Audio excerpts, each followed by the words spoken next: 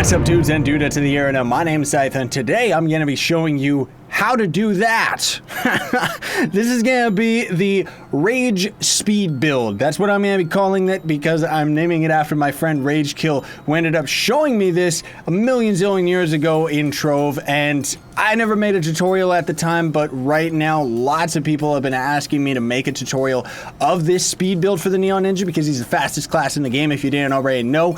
And yeah, so let's get right to it. So a lot of this build is actually dependent on the gems that you end up getting, depending on the world that you want to actually farm efficiently, and the second stat of gear is actually very important. The Neon Ninja, for the most part, ends up coming into his own when you end up getting your class gem ability. The way that this works, if you don't already know, is you tag an enemy 1, 2, 3 times, and then you'll have 3 rings around your character, thus giving you the strongest shuriken possible, right click, and then you throw it through all of the enemies. Because of this, attack speed is very, very important on the class, but we're gonna actually sacrifice it on one of our pieces of gear for movement speed instead. So for the sword, you're gonna want energy regen second. That's what I would recommend anyways. Technically speaking, you could probably just get your hands on attack speed as the second stat for the sword, but honestly speaking, I prefer energy regen because of this build in itself is actually very reliant on it, and the faster your energy regen overall says to me that it's more important than having faster combat abilities, right? For both of your other pieces of gear, you're going to be going for attack speed as the second stat and movement speed as the fourth, or movement speed as the second stat and attack speed as the fourth, because they both end up taking the same slot in the equipment. That's entirely up to you, but I'm just saying if you end up finding a piece of gear that's got movement speed second stat, it might not be entirely useless. But the gems are going to be the biggest pivotal role because the Neon Ninja in itself is really reliant on critical hit.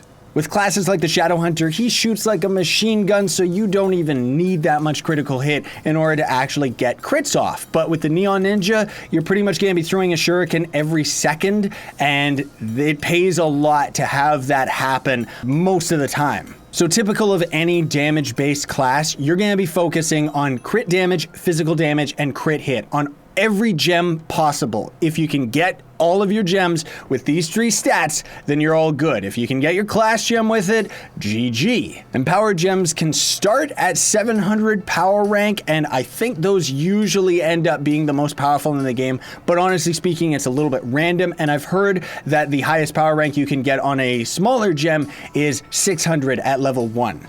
Now, if you don't know about the gem system in general, you're going to be going for 2 stars on the smaller gems so that you have all 3 stats available immediately, and then 3 stars on the big gems, the empowered gems, so that you have all stats available immediately as well. It's not good if you have to unlock any of the stats because that means that it's less stats that are going to go to the gem overall. I know that sounds so weird, doesn't it? In short, focus on these 3 stats and you'll be fine. The stats that I'm rocking is 109 physical damage, crit hit is at 93.9, which is insane for the Neon Ninja, and 829.6 crit damage. So overall, I'm not really the strongest Neon Ninja. Granted, I just don't really have that much random generation with my gems. Like, I have no luck with them whatsoever.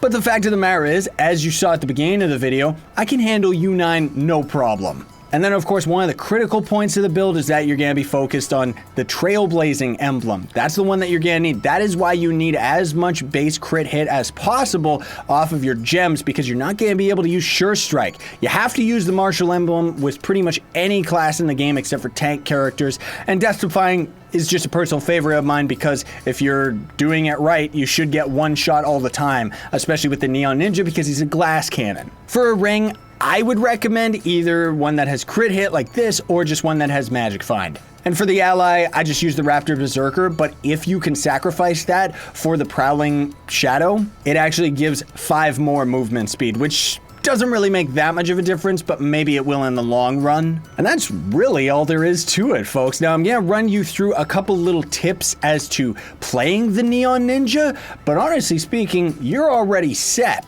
Now to get that insane movement speed, you're going to be pocketing a flask, which is going to give you the trailblazing emblem effect, which grants a boost to jump and movement speed. It doesn't say the exact number. And then you're going to do your right click because that is also going to give you a temporary movement speed buff for a little bit. And the key of what you're doing with this character is you're going to be backpedaling a lot. So let me just say the map is your friend. So that dungeon that's behind us right now, we're just going to backpedal while we pop a potion here. And you can see we get over there in no time and we drain all of our energy in the process. So what I like to do is turn around and start flying so that you can regen all of your energy and then you just continue it all over again, right?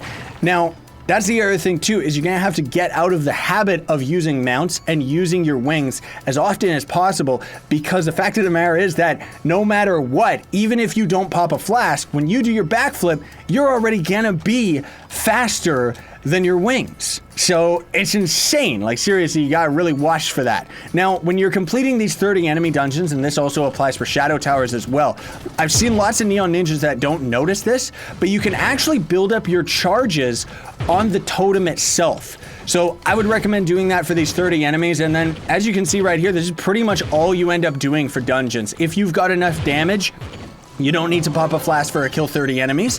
You'll only need to do that for 3-star bosses, because otherwise I'm doing enough damage that I can one-shot normal bosses.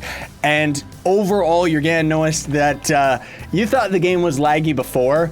Wait till you jump all the way over to another dungeon and then rubber band back to the first dungeon, because you're that fast. Now, as far as the complexity of this build, which it's not really that complex, it only really boils down to if you want to handle U9, you're going to have to be pretty powerful to compensate for the lack of attack speed and stats that you're going to end up having from other means. But otherwise, you should be able to handle U7 at least with no problem, and maybe U8 no problem, depending on the luck that you end up getting with your gems. And then as one final note here, I just do want to say that the Lunar Lancer actually comes in second place as far as movement speed is concerned, because he's got a very high base movement speed, and I think you can actually get his movement speed, like just base, without the Neon Ninja's right click. I think you can get the Lunar Lancer to about 100, so he's actually faster than the Neon Ninja until you end up backflipping and then you just lose him in the dust, right? But this exact same build works on the Lunar Lancer, except you don't need any attack speed on him because all you're doing is mashing your number 1 ability.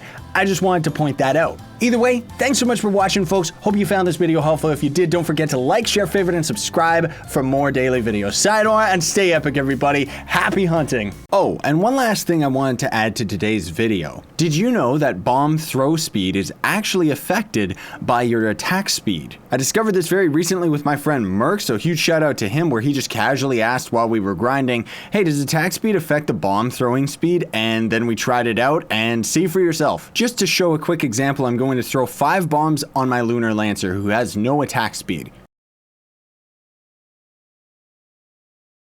And again on my Neon Ninja.